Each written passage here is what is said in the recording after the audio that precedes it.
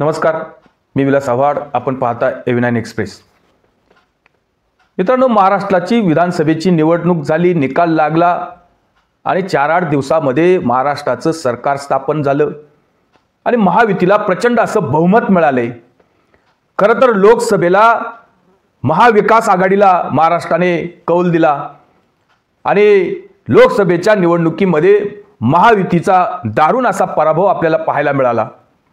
पण एक 6 महिन्यामध्ये महायुतीच्या नेत्यांनी अतिशय काबाड कष्ट केली, आपले मुद्दे पोचवले आणि ज्या प्रकारे जे काही फेक नॅरेटिव्ह पसरवण्यामध्ये महाविकास आघाडीचे नेते यशस्वी झाले होते, त्याची काठ शोधण्यामध्ये महायुतीच्या नेत्यांना पण या राज्याच्या निवडणुकीमध्ये यश आलं आणि तळागाळामध्ये ज्या काही शासनाच्या योजना असतील, जनतेसाठी जे काही काम केलं असेल, मग अगदी लाडकी बहीण योजना असेल किंवा शेतीचा पंपांना जी काही वीज लागते त्याचं बिलं माफ केले असतील किंवा मोफत इथून पुढे लोकांना वीज दिली आणि वेगवेगळ्या प्रकारचा लाडका भाऊ झालं, लाडके वृद्ध झालं, या प्रकारच्या काही योजना राबवण्यामध्ये महायुती सक्षम झाली आणि वेगवेगळ्या प्रकारे जे काही लोकांना आश्वासन दिलं ते आश्वासन पूर्ती सुद्धा लोकांची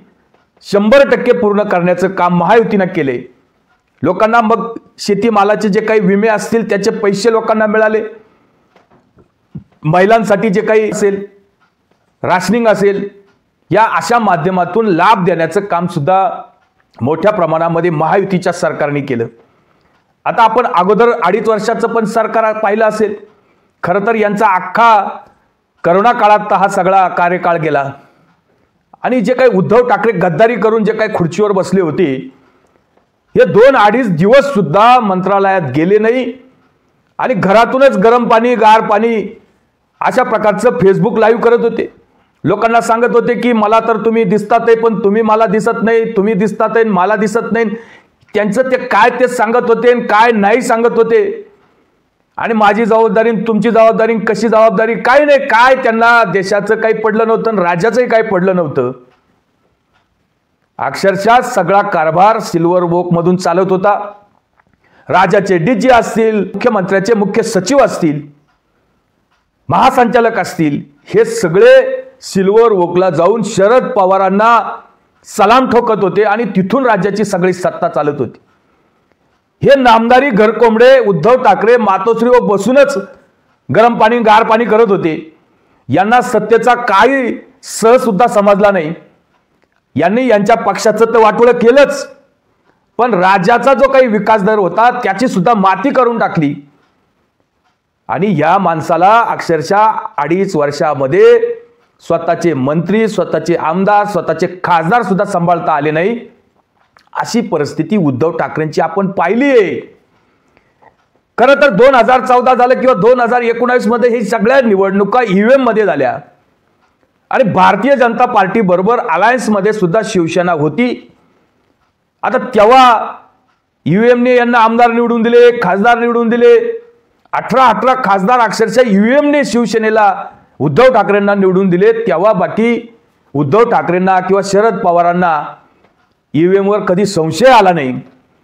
पण आता उद्धव ठाकरे सुद्धा ईव्हीएमच्या नावाने बोंब ठोकताना आपण बघतोय. त्यांचे जे विश्व प्रवक्ते, सकाळचा भोंगा तो तर रोजच वाचतोय आणि त्याच्यावर मग आता तुमच्या काय चुका झाल्या, काय नाही ते शोधायचं, ते दिलं सोडून मग आम्ही ईव्हीएमने कसं हारलो, आम्ही लोकांमध्ये किती मताने निवडून आलो असतो. खरं तर बाळासाहेब थोरात हारले, पृथ्वीराज चव्हाण हारले, राजेश टोपे हारले आणि मग इतके मोठाले नेते जेव्हा हारतात तेव्हा यांना असं वाटतं की आम्ही आयुष्यभर लोकांनी आम्हाला निवडून दिलं पाहिजे. खरं तर बाळासाहेब थोरात हे 8 वेळा संगमनेरचे आमदार आहे.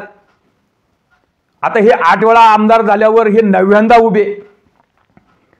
हे जनतेमध्ये कधी कोणाच्या गावात गेले नाही. यांना मुख्यमंत्री पदाची स्वप्न पडायला लागली. मग हे राज्यामध्ये हेलिकॉप्टरने दौरे करायला लागले आणि मग संगमनेरच्या खेड्यापाड्यावर जे काही मतदान प्रचारामध्ये सभा घ्यायच्या आहे यांना आठवणच राहिली नाही. मग बाळासाहेबांनी सगळे गाव गृहीत धरले. ही सगळे आपले सालकरीच आहे, हे आपले गडीच आहे, आपले बैल आहे, आपण आपली कधी कासरा ओढायचा आणि यांना पाणी पाजायला द्यायचं. अशा प्रकारचं मतदारांना गृहीत धरणं बाळासाहेब थोरातांना अगदी अवघड जागचं दुखणं झालं. मग आता बोंब मारतात ते, मी पाणी दिलं, तमकं दिलं, काय उपकार केला? लोकांनी 8 वेळा तुम्हाला निवडून दिलं, कमीत कमी जनाची नाही तर मनाची लाज बाळगा. तुम्हाला 8 वेळा आमदार केलं, कित्येक वेळा तुम्ही मंत्री झालात आणि लोकांना दिलेल्या पाण्याचा तुम्ही हिशोब मागता. ते खरं तर अशा माणसांना लोकांनी जो काही धडा शिकवलाय तो अतिशय योग्य शिकवलाय. आणि मग तुम्हाला लोकशाहीवर विश्वास नाही, लोकशाहीवर तुम्हाला भरोसा नाही, मग लोकतंत्र खात्यात आणि लोकशाही धोक्यात आणि संविधान असे तसे. पण लोकांनी दिलेला कौल तुम्हाला मान्य नाही आणि तुम्ही रोज उठून जे काही ईव्हीएमच्या नावाने बोंब मारायची, हे सुधारलं नाही तर यांचे डिपॉझिट सुद्धा पुढे जाऊन जप्त होतील अशी परिस्थिती निर्माण होणार आहे. पण आता यामध्ये खरं तर या सगळ्या आंदोलनामध्ये, ईव्हीएमच्या आंदोलनात काँग्रेस असेल किंवा राष्ट्रवादी शरदचंद्र पवार किंवा उबाटा शिवसेना हेच एक पक्ष सामील. पण आपल्याला मराठा आंदोलक किंवा मराठा समाजाचे योद्धे मनोज जरांगे पाटील हे काही ईव्हीएमच्या बाबतीत कुठं सामील आपल्याला काही दिसले नाही. पण काही पत्रकारांनी त्यांना पण घेरलं आणि त्यांना पण प्रश्न विचारले की तुम्हाला पाटील काय वाटतंय, प्रचंड असं बहुमत महायुतीला मिळाले, लोकसभेला तर यांचा दारुण पराभव झाला होता, मग 6 महिन्यात असा काय बदल झाला की यांना इतकं मोठं बहुमत मिळालं? तुमचा काय अंदाज आहे? तर पाटील नेमकं काय म्हणतात ते एकदा पाहून घ्या. पण आता दुसरं एक आंदोलन उभं राहतंय मरकटवाडीमधून, ते पण जन आंदोलन उभं राहायच्या मागे अनेक लोकांचे तिथे इंटरेस्ट आहेत. आता राहुल गांधी जात आहेत तिथं, शरद पवार आज आहेत, इतर काही सामाजिक संस्था सुद्धा तिथे जात आहेत. कसं बघता तुम्ही? ईव्हीएमच्या विरोधात हे आंदोलन सुरू आहे, शंका आहे ईव्हीएमच्या मतदान किंवा ईव्हीएमवर शंका घेतली जाते, ह्याच्याकडे कसं बघतात? नाही, ते नाही सांगता येणार, जे नाही सांगता येणार त्यात बोलून काय उपयोग? काय त्या शंका आहे का नाही का ते बरं, त्या पडताळणीचा अभ्यास का आपण नाहीत म्हणून गप्पा आणायचे उगाच, म्हणजे विनाकारणच. जर ते खरं असेल तर ते काय सिद्ध होईलच ना, त्यात असतील ना एक्सपर्ट असतीलच ना दुसरे. खरं असेल तर सिद्ध होईल, खोटं असेल तर नाही होणार. कारण लोकसभेला तर कचाकच मतदान पडलं होतं आणि आता तरी आले तरी किती नाही आलेत राहते, 300 नी 200 नी 3000 नी 4000 नी 5000, 127 लोक त्यांची 20,000च्या आतच निवडून आले. ते तर एका सभातच पडले असते. म्हणजे मी काय यांच्या कोणी त्यांच्या कोणी असं नाही, त्याच्यावर ऑब्जेक्शन आहे, त्यातला आपण एक्सपर्ट नाही. म्हणजे मी खरं हे म्हणू शकत नाही आणि खोटंही नाही, पण मग लोकसभेला कसं काय निवडून आली?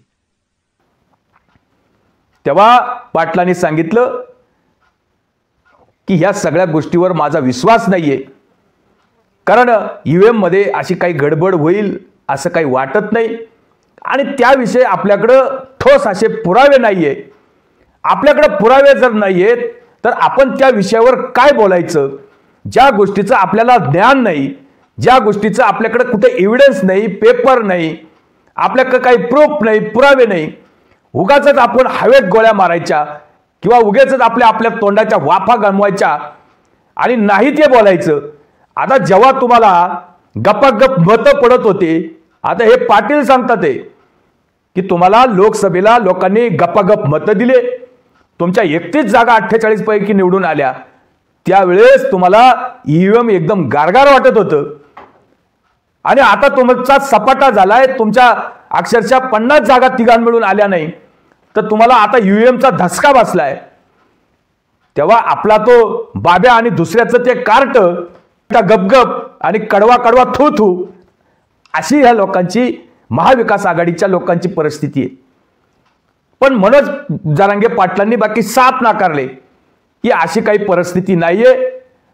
आता राज्यातल्या लोकांनी लोकसभेला यांना मतं दिले, राज्याचे विषय वेगळे, लोकसभेचे वेगळे. आता लोकांनी, जनता जनार्दनाने ठरवलं की लोकसभेला महायुतीला मतदान करायचं नाही, महाविकास आघाडीला करायचं, आणि राज्याच्या जनतेने ठरवलं की राज्यात विधानसभेच्या निवडणुकीला महायुतीला द्यायचं. हा जनता जनार्दनाचा कौल आहे.